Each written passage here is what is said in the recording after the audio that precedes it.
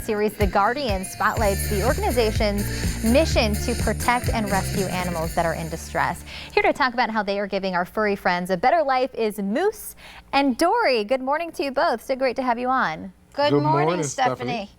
So also introduce your furry friend. I don't want to leave her out here. I know she's got an interesting story that we're all excited to hear. Yes, this is Bambi. She is one of our rescues. She gave birth in a wall of an abandoned house.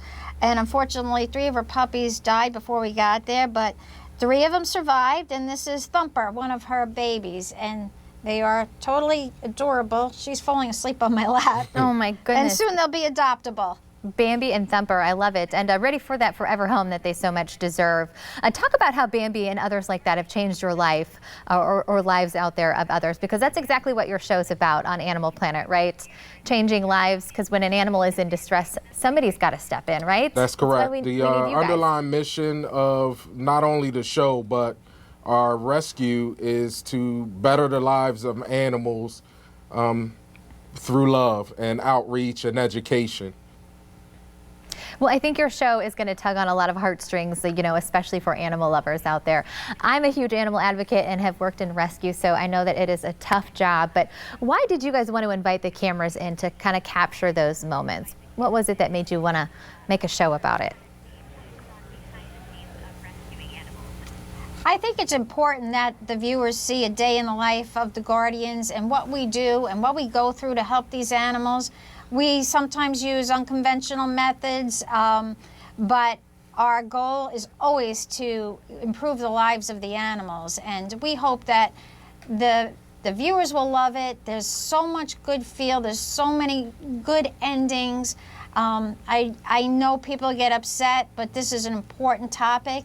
And I hope that people will bring our rescue methods into their own communities with their own animal controls and animal rescue organizations. If not, they could start their own too. Yeah, absolutely. Well, I couldn't agree more, and I'm glad that you mentioned that, talking about the team. Your team is actually supported by quite a strong group of volunteers. Absolutely. Right? That's correct. The volunteers that are in place have been in place most since day one. It's one of those things that once it gets into your system, it's hard to get out.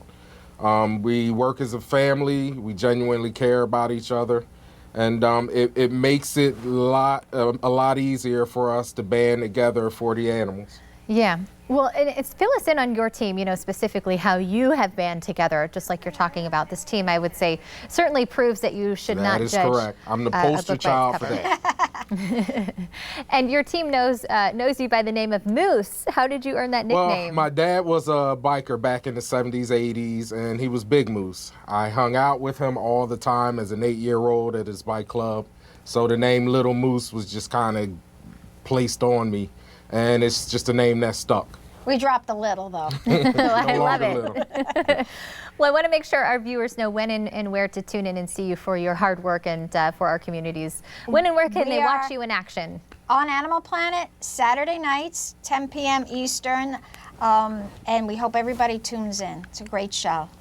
How many animals, by the way, have you saved to date? Do you have maybe a guesstimate or a rough number? Well, I know, you know, with my rescues, because I also have an animal shelter on Long Island, we're over 30,000 strong.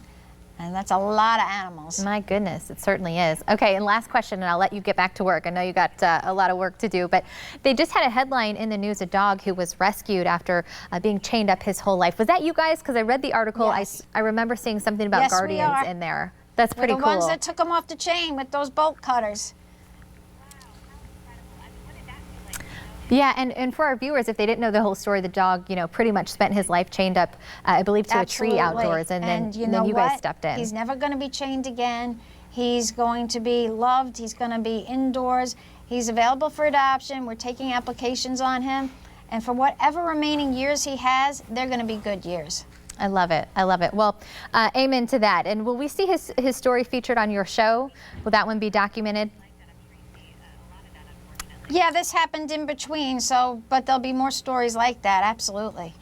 Well, unfortunately, you know, we do see a lot of those stories, but hopefully we're going to see those happy endings like the 2 that you have there on your lap. So tune in to Animal Planet for more on Guardians of Rescue. That's so what great we to have want. both of you on the show, Moose and Dory. Thank you so much. Head to our website, fox4morningblend.com for more. The temps are cooling off and your air conditioner may need the break that it needs, right? Coming up, why now is the perfect time to get the hardest working appliance in your home serviced. We've got those details coming up.